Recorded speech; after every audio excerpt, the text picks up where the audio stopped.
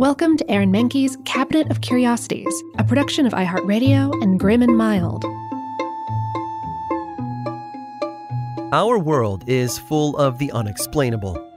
And if history is an open book, all of these amazing tales are right there on display, just waiting for us to explore. Welcome to the Cabinet of Curiosities.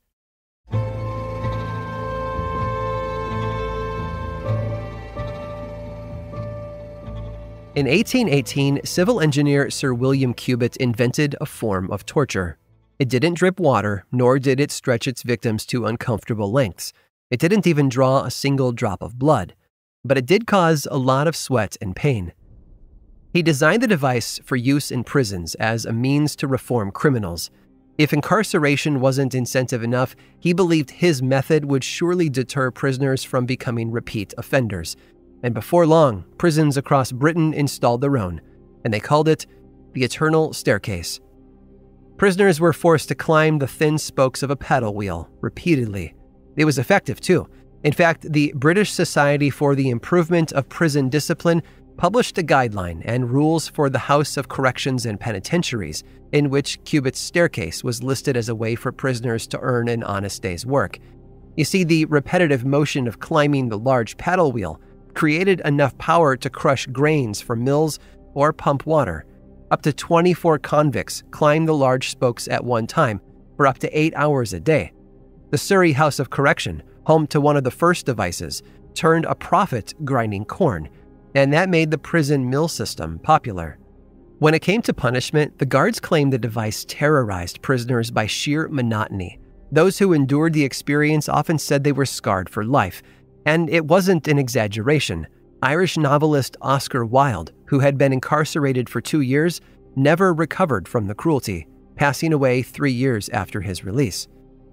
Though less common in America, one institution did follow in Britain's footsteps: New York's Bellevue Hospital. There, the machine developed a notorious reputation. Not so much as a medieval torture device. It wasn't an Iron Maiden or a rack, after all. No, patients reported the repetition of a pointless act was pure torture. Finally, in 1898, British courts deemed Cubitt's invention inhumane and abolished its use in prisons. The labor was deemed too hard, and the psychological trauma too great. Decades later, in 1939, a flatter form of the device was patented by a man named John Richards as a means to exercise dogs, but that also turned out to be a failure. The apparatus resurfaced again for human use just after the end of World War II, when a researcher at the University of Washington needed a way to test cardiac function. The doctor added a motor to the 1939 dog walker and hooked up test subjects to an EKG. Aside from testing the patient's heart, other medical uses soon emerged. In the 1960s, Army and Air Force physician Dr. Kenneth Cooper used it to measure oxygen consumption in pilots. Both Cooper and the cardiologist were able to find hidden heart conditions, although given the device's history, their work remained controversial. The medical community said that stressing healthy people's hearts was reckless, that it endangered lives. Cooper disagreed, though, stating that Americans had become far too sedentary. As a runner, he believed people could benefit from regular, strenuous activity. In 1968, he published a book on fitness, detailing the benefits from yoga to aerobics, along with his favorite exercise, running. Before long, running became exceptionally popular. People everywhere took up the activity. Winters, though, presented a problem, so a mechanical engineer named Bill Straub came up with a solution: the same cardiovascular devices the doctors had used. Too big and bulky for homes, the apparatus slowly found its way into gyms that previously focused exclusively on weights. Straub called the device the Pacemaster and sold it for $400, roughly $2,800 today. And it's fair to say that the device worked. When Straub passed away in 2012, he was 96 years old. Along the way, dozens of companies had emerged as competition. Sales reached nearly $1 billion in 2017. Today, approximately 53 million of Straub's devices are inside people's homes. Others flock to gyms, paying to use what once was a torture device. And admittedly, we still have a love-hate relationship with them. We no longer call them the eternal staircase or pacemasters. No, the modern-day version is simply known as the treadmill.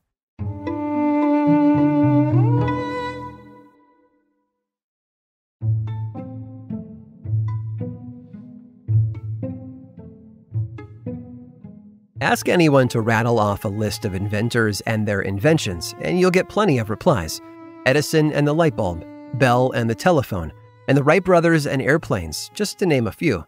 And while some inventors, like Tesla, were considered ahead of their time, there were others lost to time. Such was the case for Cornelius Drebbel. In 1595, he married, and the couple went on to have 6 children. To support his growing family, he held down several jobs as a painter and engraver, although he also dabbled in alchemy. The family moved to England in 1604 by the invitation of King James I.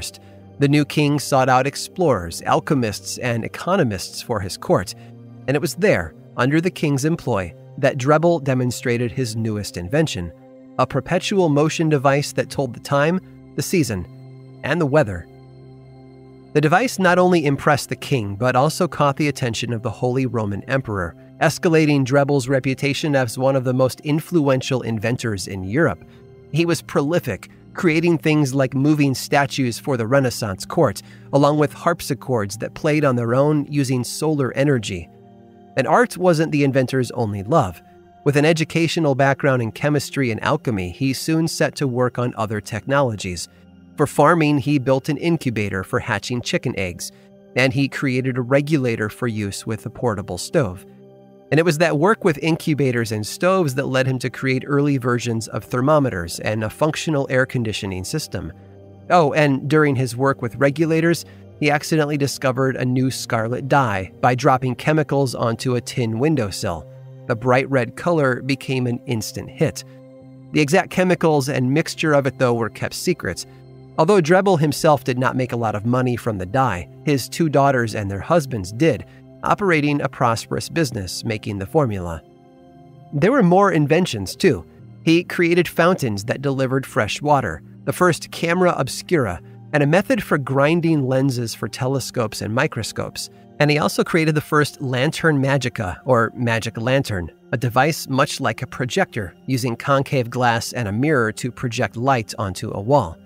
He created the first compound microscope with 2 convex lenses, although a Dutch spectacle maker claimed that Drebbel stole the idea from him.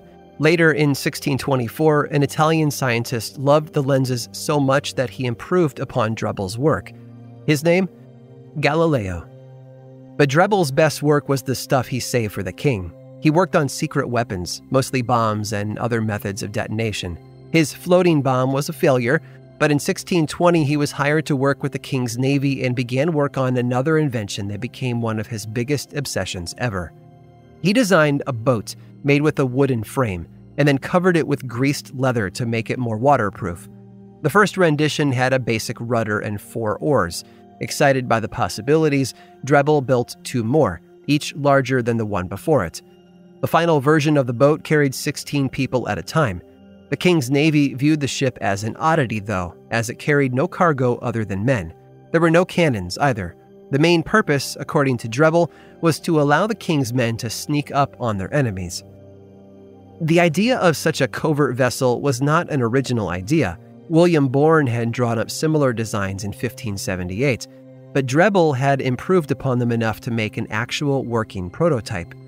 He named the craft after himself, the Drebbel, and organized a demonstration for the king and the navy right there in London on the Thames. Having quite a reputation for his inventions, thousands of excited Londoners flanked the riverbanks to see what Drebbel had in store. Absent of large sails and masts, the Drebbel maintained a low profile. There was very little deck to speak of either, and the boat swam more than it sailed as it made its way from Westminster to Greenwich and back. The entire trip took the ship 3 hours. On one leg of the trip, it said that King James himself rode as a passenger. But although the boat had set out to do what its inventor intended, the king and the Royal Navy remained less than impressed. It would take another few centuries before any military saw the value in using a Drebbel, but they finally did catch on. Today, though, we call them by a different name: submarines. I hope you've enjoyed today's guided tour of the Cabinet of Curiosities. Subscribe for free on Apple Podcasts or learn more about the show by visiting curiositiespodcast.com. This show was created by me, Aaron Mahnke, in partnership with How Stuff Works. I make another award-winning show called Lore, which is a podcast, book series, and television show, and you can learn all about it over at theworldoflore.com. And until next time, stay curious.